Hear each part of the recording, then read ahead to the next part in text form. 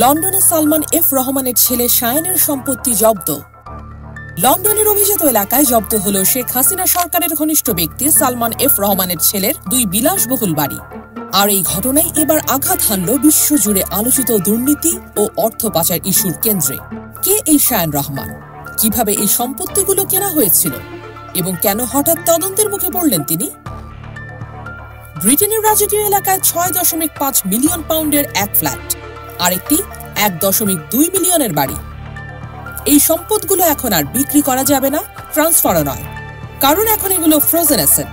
জব্দ করে রেখেছে ব্রিটেনের ন্যাশনাল ক্রাইম এজেন্সি NCA।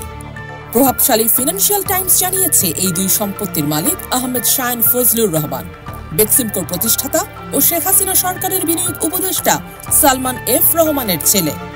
সম্পদ দুটি কেনা হয়েছিল অফশোর কোম্পানির মাধ্যমে, অর্থাৎ যেসব কোম্পানির মালিকানা ও লেনদেনের হিসাব থাকে ধোঁয়াশায়। কিন্তু প্রশ্ন হচ্ছে, এই বাড়িগুলো কেন জব্দ হলো? এর পেছনে কি শেখ হাসিনার শাসনামলের দুর্নীতির ছায়া, অথবা আন্তর্জাতিক তদন্তের চাপে আসছে নতুন তথ্য? একটি বাড়ি লন্ডনের 17 গ্রসভেনার স্কোয়ারে, যেটি কিনেছিলেন 2010 সালে। আরেকটি বাড়ি উত্তর লন্ডনের গ্রেসাম গার্ডেন্সে, কিনেছিলেন 2011 সালে। এখানেই নাকি মাঝে মধ্যে থাকতেন শেখ হাসিনার বোন শেখ রেহানা। তবে এখনো তিনি সেখানে থাকেন কিনা তা নিশ্চিত নয়। তবে এই প্রপার্টিজগুলোকে ঘিরে চলছে NCA এর সরাসরি তদন্ত। বাংলাদেশের দুর্নীতি দমন কমিশনও এই বিষয়ে মুখ খুলেছে। দুদক চেয়ারম্যান মোহাম্মদ আব্দুল মোমেন স্পষ্ট বলেছেন, সালমান এফ রহমান ও তার ছেলে দুজনেই দুর্নীতির তদন্তে সন্দেহভাজন। অন্যদিকে শায়ান রহমানের পক্ষে বলা হয়েছে, তিনি কোনো বেআইনি কাজ করেননি এবং তদন্তে পূর্ণ সহযোগিতা করবেন।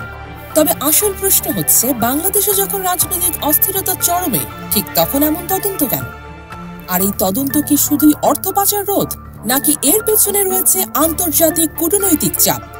আপনার কি মনে হয় এই ঘটনা বাংলাদেশের ক্ষমতার ভারসাম্যে নতুন কিছু ইঙ্গিত দিচ্ছে? যখন দেশের সম্পদ বাইরে পাচার হয়ে বিলাসবহুল অ্যাপার্টমেন্টে রূপ নেয়, তখন তা শুধু এক ব্যক্তির নয়, এক জাতির আত্মমর্যাদার প্রশ্ন হয়ে দাঁড়ায়। আর তাই এই তদন্ত কি বড় কোনো পরিণতির শুরু? সত্যটা জানতে হলে চোখ রাখুন আমাদের চ্যানেলে। আপনি কি চান সত্যের মুখোশ উন্মোচিত হোক? তাহলে এখনই সাবস্ক্রাইব করুন আমাদের চ্যানেল। কমেন্টে জানান এই জব্দকৃত সম্পদের বিষয়ে আপনার কি মত।